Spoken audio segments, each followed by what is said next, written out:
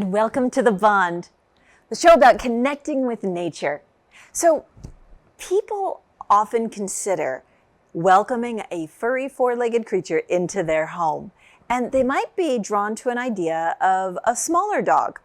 And there are some shelters which specialize in smaller dogs, and the PACOC, or the Pet Adoption Center of Orange County, is exactly one of those centers.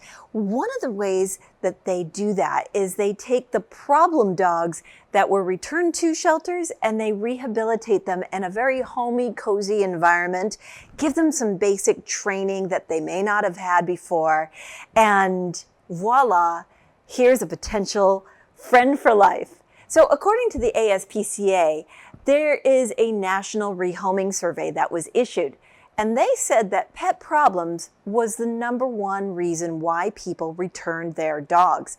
That accounted for 47% of rehomed dogs and 42% of rehomed cats. So the way they took this survey is they started off by collecting about 105,000 phone numbers, and they whittled it down bit by bit until they got to about 590 people who had rehomed a dog in the past 5 years and were eligible to comment on this survey. So what was the number one reason for rehoming a pet? The first place, 41% said the reason why they rehomed a family pet was because someone else in the family just couldn't take it. They were either allergic or they're going through a divorce. Maybe they got a new person involved in their household that didn't like the pet, or a new baby arrived. A death in the family meant that that dog could not be cared for anymore. A number of reasons. But it was up to some human in that family that said, not here, not now. The second reason, 25% rehomed a pet because they could not afford the cost of the pet. They didn't realize what it took. Third, at 18%, rehomed because as a renter, their landlord was very specific about not allowing that particular animal in their household. And fourth, at 12%, they rehomed because of a pet's problematic behavior. Only 12%. And those were also considered not only aggressive type behaviors, but maybe that pet just grew larger than they thought or developed a health problem that the owner was not prepared to take care of. And finally, at 3%, people had rehomed for a variety of other reasons. And that includes things like they suddenly got deployed, or they had a change in their job schedule and could no longer maintain that consistency. But 6.3 million animals enter shelters every year. And that sounds like a lot, but back in 2011, the number was 7.2 million. So we have improved some. However, even today, there is a huge amount of animals that cannot be physically contained in these shelters, and so they get euthanized. About 900,000 a year. So we want to avoid that. We want to decrease that rate. And the best way to do that is to invite you to adopt a dog from a shelter. And there are actually some organizations which take unwanted animals. These are animals that have been returned to the shelter because of one of those other situations. This shelter is called the Adoption Center of Orange County, California, and their slogan is Pets, Family for Life. Over 4 million dogs and cats are adopted each year, and also 810,000 strays are picked up and returned to their rightful owners. And that is because of microchipping. And there's a variety of different technologies that will keep that pet safe and prevent them from getting lost. So I urge you to make sure that you have a good collar or some sort of a pet wearable.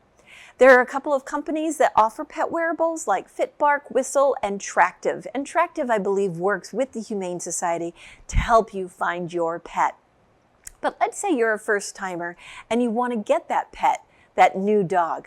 Well, 65 million households actually own dogs, and 46 million own a cat, and 11 million own a fish. So if you want to be popular like 65 million of your friends, then you might want to go shopping for a dog.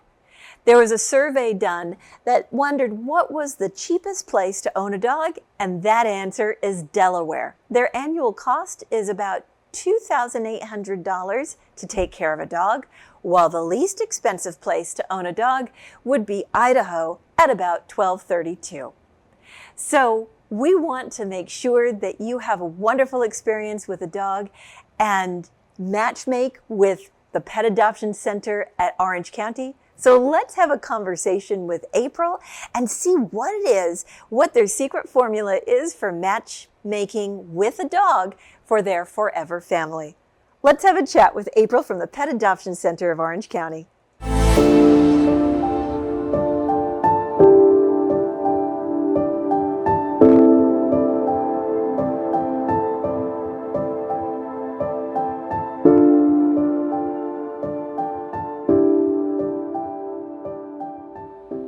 And welcome back.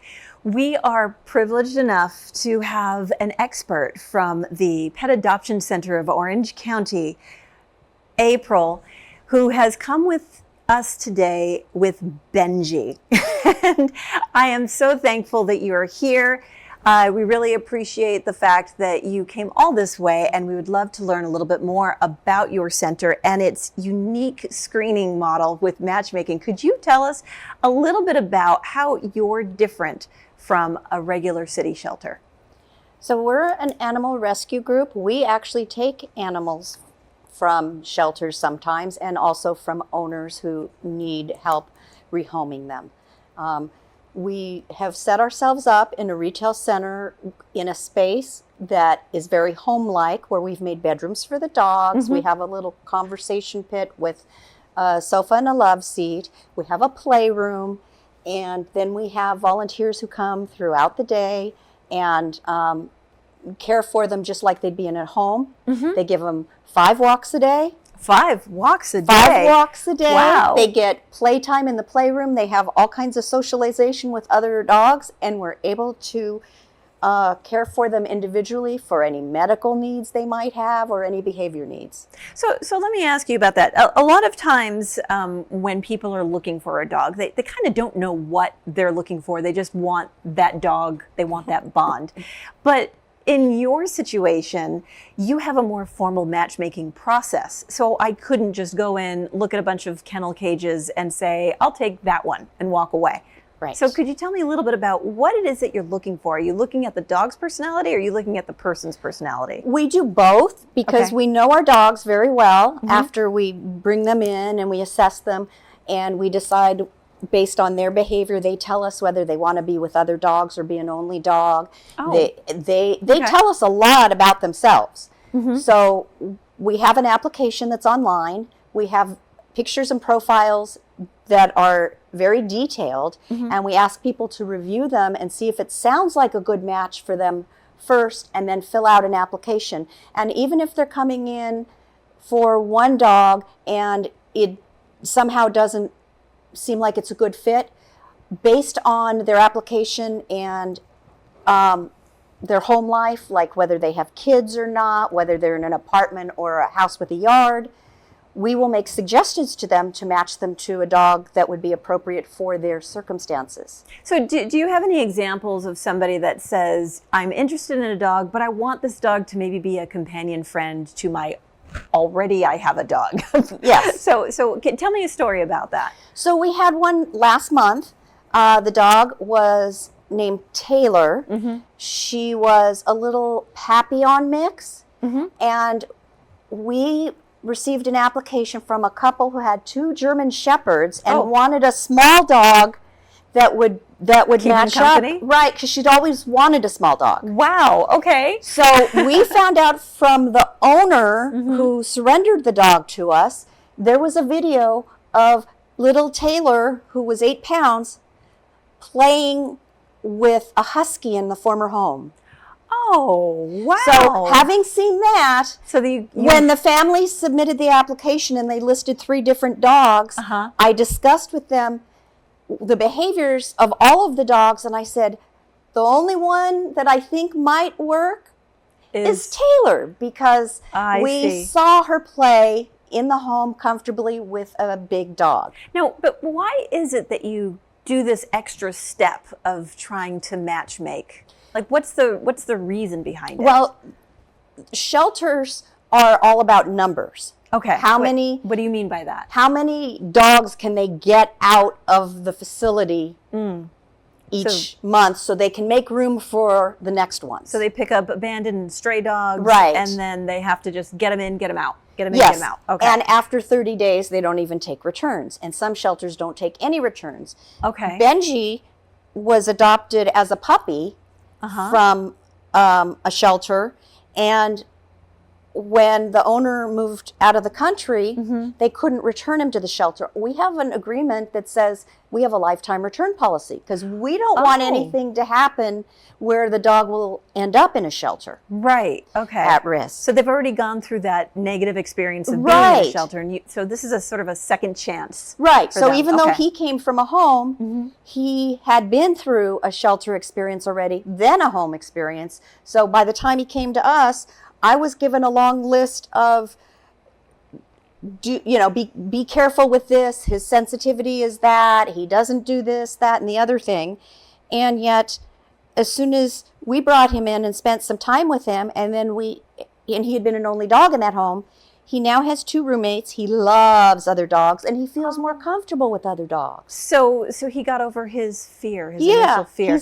So you're dealing with not just a dog that's been returned, but you're dealing with a dog who's maybe experienced some rejection and some trauma that you have to unwind. You have to be a little bit of a therapist as well, right? Right. So we kind of call our facility sometimes like a halfway house, like a rehab center. Okay. And when we get dogs from the shelter, a lot of the dogs we take are the ones that have already been adopted and returned because they were so fearful, or they're labeled fearful in the shelter, and the shelter doesn't want them to just go to anybody.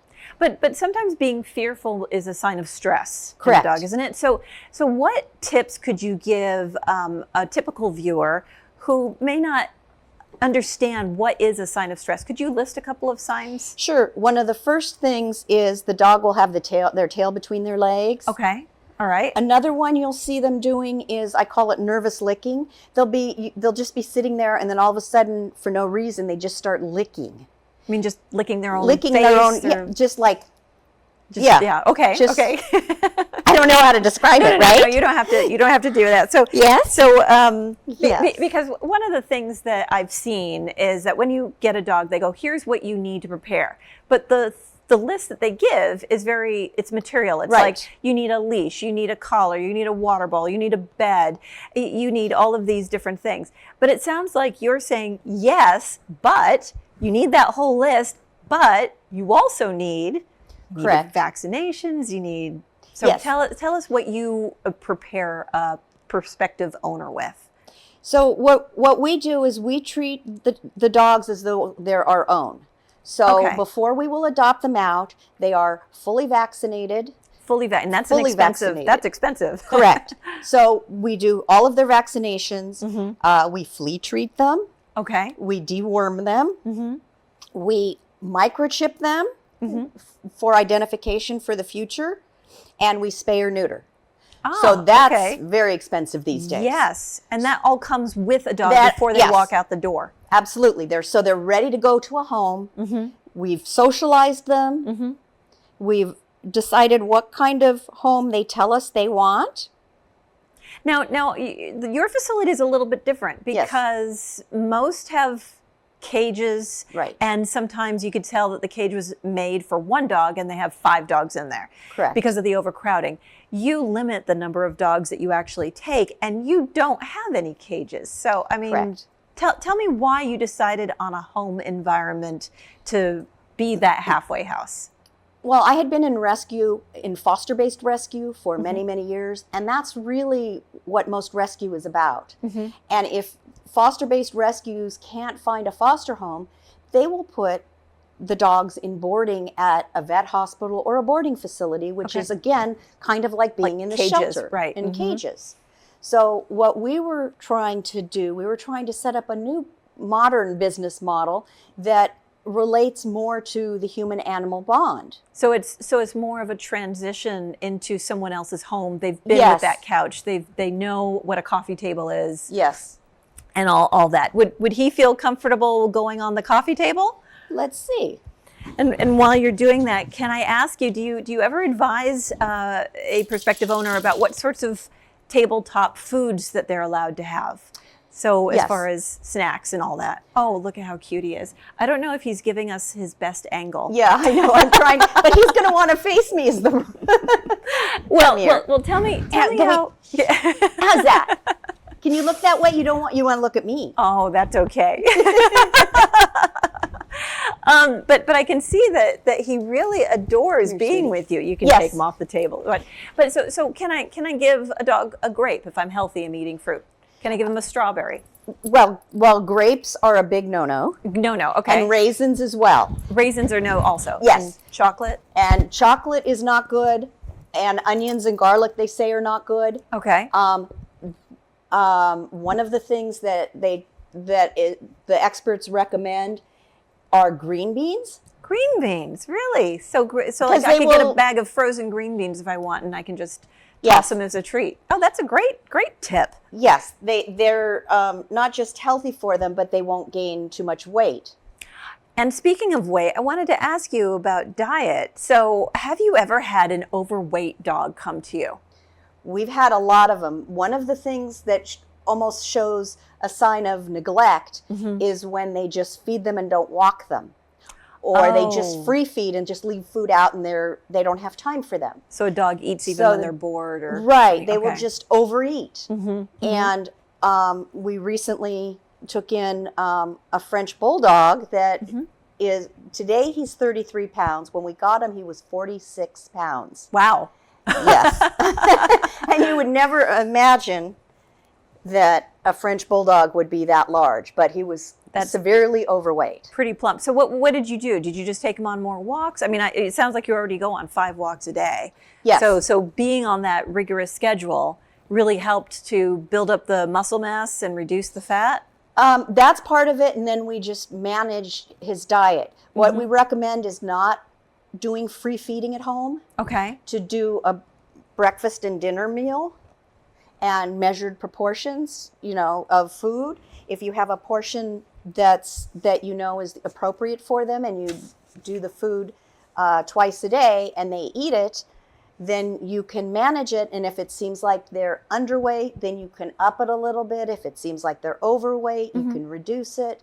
And then you can give treats like green beans and other healthy foods, right? Healthy foods. Has anyone ever, when you're interviewing a family for matching, are you just interviewing the owner, or are you interviewing the owner and their kids, or the owner and their house pets, or how extensive is your matching? So our application asks all of those questions, and in comparison to the shelter, what we do is pretty much the opposite, because we require, if they have another dog, to bring the dog to the meeting. You require it? We require it. We require, if they have children, that all the children meet. We also require that if there are 2 or more adults that have to make the decision, that they all come and meet the dog, and everybody is on board. Because I see. What will happen with shelters is one person will go get a dog, bring it home, and the rest of the family, human and otherwise, may not be a match or may not be on board with it. And then they return it. Well, it sounds like quite an organization that you've built, because it really is delving into making sure that this is a permanent forever home. Yes. Not somebody who says, I saw an ad, doggy is cute, so I'm going to bring him home, and about a month later I realize I can't have him, and then I have to drop him back off at the shelter. Right. So so can you tell me, do you ever use volunteers at your shelter, and how young can they be, and what types of volunteers do you use? Are they just dog walkers, or? We're actually all volunteer run. You're 100% volunteer run. Okay. With the exception of me, right? Okay. Running the organization, every person who actually runs the facility and cares for the dogs is a volunteer. Okay, so we have over 80 volunteers. You have right now. 80 volunteers, great. And how old is your youngest volunteer? So our standard is normally 18 because of insurance purposes Sure, I can for understand animal that. care. But we do have a policy, and it has worked with some of our long-term volunteers when their children are in high school, say 16 and 17. If they want to come volunteer to care for the dogs with a parent, then they can get their high school community service hours through us. Oh, that is a great tip.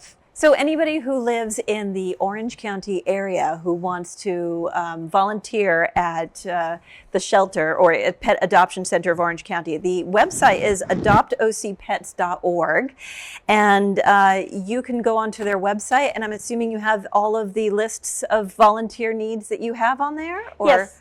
On our volunteer page, we have a volunteer application and a liability waiver, and you would download those and complete them, and then we have a checklist of a bunch of different options for how you would like to volunteer. It includes not just pet care, but events, social media, photography, administration. Since we do everything with volunteers, we ask for, we ask the volunteers what would they like to do. But you mentioned events. Yes. And I would love to hear, what event do you host? So we host the South County Pet Expo with the City of Lake Forest and the Orange County supervisor for our district. And if somebody wanted to look that up and when the next one is there a dedicated website for that? We don't have a website. We have the event listed on our website, and we also have an Instagram account. Okay. That's South County Pet Expo. South County Pet Expo, and then that's your Instagram? Yeah, Instagram, yes. And then adoptocpets.org. And look up on our events page and you'll see information about the South County Pet Expo. That is fantastic. Now, do you have a message for any of our viewers about any advice that you'd like to give or what you'd like to see in the future?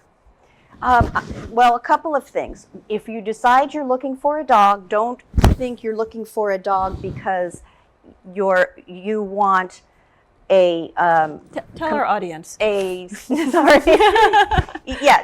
don't look for a dog based on looks. You want to look for a companion that would be someone to fit into your lifestyle and that they would be happy in that lifestyle. So a good personality and a lifestyle fit. Yes. Excellent, excellent advice. Well, thank you so much, April, for stopping by and sharing this information with us.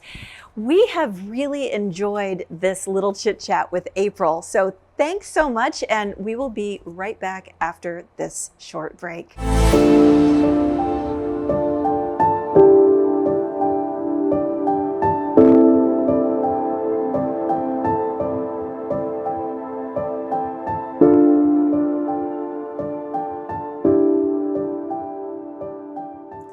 Well, one thing that I learned from our chat with April was considering a pet from the POCC means giving that pet a second chance. And don't we all need a second chance? It's also a more sustainable pet ownership model. It's sort of when you have a bad day at work and you come home to a dog that just adores you, everything seems better. They have a tailored selection and a personalized matchmaking process. They want to unite compatible personalities with the dog temperaments. They want to be transparent in their communication. They offer a dog's clean, homey atmosphere so that the transition to your wonderful, clean home is easy. And they want to transition the dog from being an adoptable dog to being your dog in the easiest way to make a forever match. Plus, they organize a fabulous event. The Pet Adoption Center of Orange County, or the PACOC, or adoptocpets.org is their website, just might be exactly where you find that right canine match. I mean, you could go to other options, but this might be the best option for you. It's unlike a typical city shelter. They take the time to get to know you as well as to get to know the dog's temperament to make sure that it's a win-win situation for you both. They conduct those in-depth conversations and they understand your home environment and your entire family before you find that right dog to be the perfect match with all of the personalities in that dynamic. They want to make sure it complements your lifestyle. So it's all about creating a lasting, happy bond between you and your new pet. They want to make sure that they prioritize responsible pet ownership and will educate you on what you need to be successful in your new role as a pet owner. And if you're already a pet owner and you're introducing a new animal to help keep maybe another animal company, then they want to make sure that it's a good fit all around. These dogs, they get playtime, they get walks, they get the socialization that they need to ease that transition, and they also get a newly educated pet owner. But maybe you feel inspired as well to do some volunteering. Well, they are welcoming volunteers in all capacities. There's administrative options to help keep the place clean. You can also support with taking a pet to vet visits. You can help with events like the South County Pet Expo and all sorts of other fun-filled community types of activities. So you can help plan and execute fundraising or even social media content. They welcome all skill sets. So if you feel so inclined as to volunteer, you might want to check out their volunteer page at adoptocpets.org/volunteer. You can even take great photos of their pets that are up for adoption. And if you're considering welcoming a dog into your life, or you just want to get involved in some way, then talk to the OC pet adoption people. Adoption is not just about getting a pet. It's about welcoming a new friend and companion into your life.